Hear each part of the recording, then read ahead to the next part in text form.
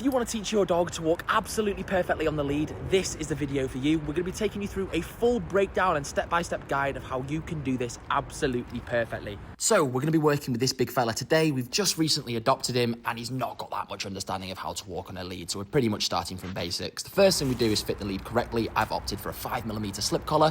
It's going to be positioned nice and high in the head. So I, as basically a handler, have got maximal leverage, steering power and maneuverability to guide him and teach him what the lead means and how to shut that pressure off. Now today, the main two drills we're going to be doing is a combination of a drawback and an inverted turn. These are very simplistic and people often go, well, that can't teach a dog to walk nicely. Trust me, you can. You've just got to make sure you get the timing right. So the rule I have is I want his nose to basically be behind my toes or there or thereabouts. If it's slightly in front, I'm not too fussed. Now, every time he starts to creep outwards, I'm going to slow down. If he slows down with me, I'm going to pay and mark this with some food.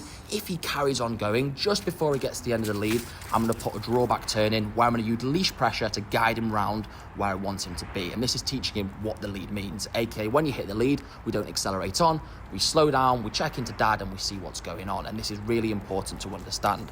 Now, when we're using leash pressure, we want to tap versus drag. If we drag, pull and hold, we're going to build agitation and just piss the dog off. So it's really important that you don't do that. The second drill I do is an inverted turn. Basically, in a nutshell, I cut in front of the dog and cut against the grain. Both of the drills do exactly the same thing.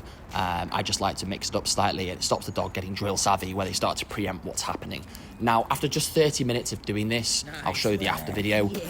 He was a hell of a lot better, way better than when we first started. It will probably take a few days for it to become sort of ingrained and a few weeks for it to become habitual.